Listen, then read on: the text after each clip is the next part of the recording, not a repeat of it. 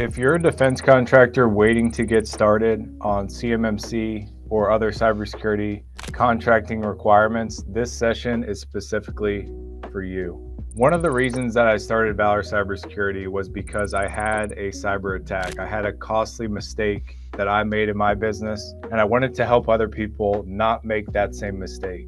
As we've evolved as a company, we've focused our efforts specifically on defense contractors, and we've helped them navigate the costly mistakes that are made time and time again so that they don't make them, and they save themselves time and money on the back end by not making those costly mistakes. We continue to see the same mistake made over and over again. We call it the CMMC dilemma, and we want to help you avoid the dilemma that folks bring to us when it comes to CMMC and cybersecurity requirements. Since 2017, at least in the US, there has been a requirement to sign the dotted line as a part of a contract award that your company has NIST 800-171 controls, measures, protections, requirements in place.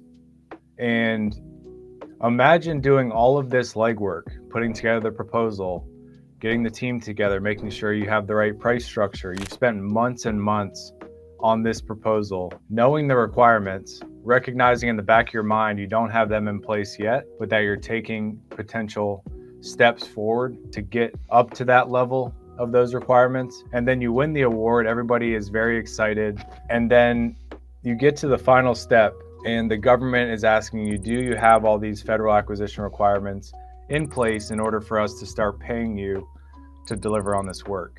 And there's a critical decision and dilemma that goes on in a company leader's head. It's, do I tell them we don't have it in place, but we're going to put that in place in order to proceed with this contract, or do I sign and figure it out later? And now in 2025, we're just now seeing the government ask, show us that you actually have this in place. And it is putting a lot of people in a very high stress and regretful stance when it comes to what they did in the past. And this is a huge dilemma that is taking place where we're starting to see the costly mistakes being made. And we want to make sure that you're not in the line of fire there from either a legal standpoint or losing contracts. With every client that we serve, we're so focused on helping them win more contracts as a result of having this in place, finding ways to get creative funding from the government, because the government really wants you to put these requirements in place because it's in their best interest as well. A lot of people have met the requirements potentially on paper by signing, by agreeing, but when it comes down to the actual ask of, can you show us, do you have a system security plan? They don't even have a system security plan in place. And that is the first step in order to align with those requirements. And that's, they're keeping it really simple. They've done the crawl, walk, run approach where they've said, we just want you to have a SPUR score. We want you to have an SSP. We want you to have a POAM. Some companies just put every requirement in a plan of action and milestones and said, eventually we'll implement this. And that was compliance at one point in time. Once 2019 came, you had to have a SPUR score. And then as 2024 came, you needed to start thinking about what does getting certified look like? So we're in that period between submitting your SPUR score. A lot of people have gotten questions from their prime contractors, from the government, to say, are you up to speed with level 1? Are you up to speed with level 2? And now we're getting to the point and inching closer to having to have a certificate, that certification through the CMMC accreditation body that's coming over the next 1 to 3 years, depending on what type of contracts you service. And when that comes, it's just basically going to be a certificate that you put when you win a contract award. It'll be a condition of contract award. So you may win these proposals. You may spend hours, months on putting together these submissions, these bids, and then you win it and you realize that you don't have the requirements in place. And we encourage folks to review the request for proposals and see what some of those requirements are. They're making it extremely clear on if they have these NIST requirements or if they have the basic 17 controls. And you should bid based off of what you feel most comfortable with versus stretching yourself to level 2, knowing that you're not going to have the budget as a result of winning that contract or in that current moment. So you got to make a business decision there. A lot of companies come to us because they're getting questionnaires for opportunities. These questionnaires are the government's and the prime contractor's way of warning you that these things are going to be asked on the contract and they're going to need to be proved. So if you're getting questionnaires, make sure you realize that that is a golden ticket of warning that this is a part of the contract, and it may spur you to ask that person, is this something that I can write off as a part of the contract? Can I put it into my fixed fee? Can I put it into my cost plus? In our general administrative, is there budget within this contract for reaching and accomplishing cybersecurity requirements? Most people do not ask that question, and that helps to minimize this dilemma. We feel that the dilemma is enormous right now, and we try to find ways to proverbially eat the elephant and get that dilemma a little bit smaller so that you have actual leverage when you go to the table to not necessarily negotiate with the government, but to get some of these costs reimbursed.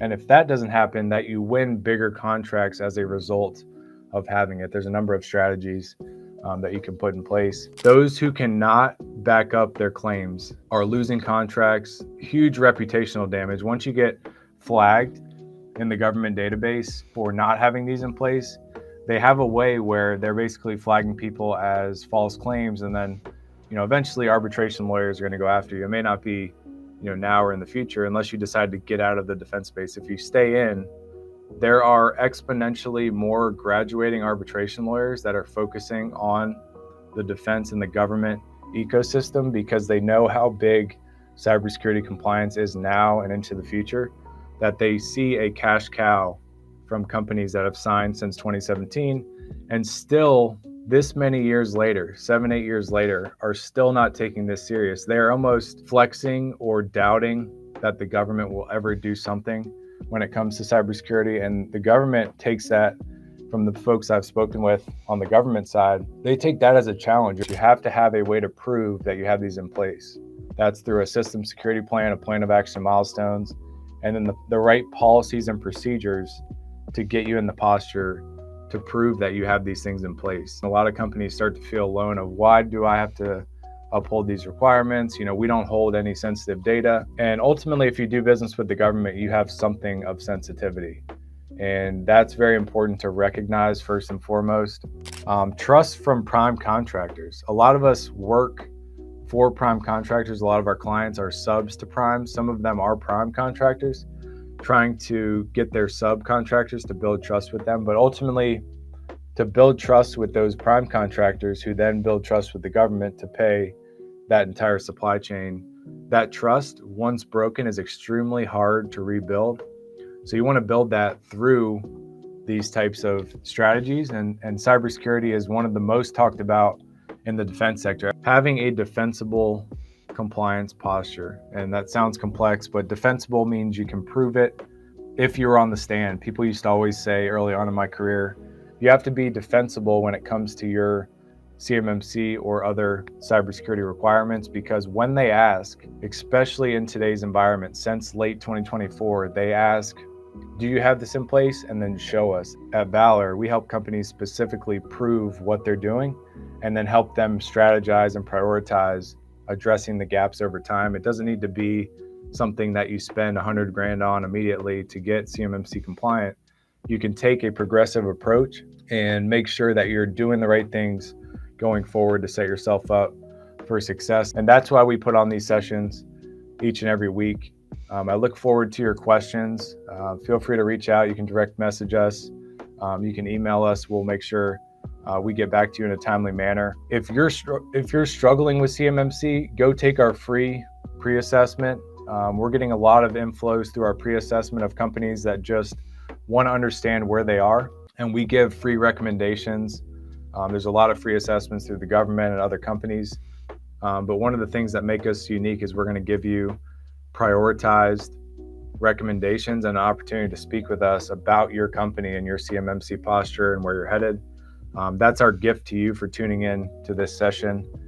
We're here to create value for you and help you continue to stay mission ready. My name is Greg Tomczyk. Until next time, stay safe and stay secure.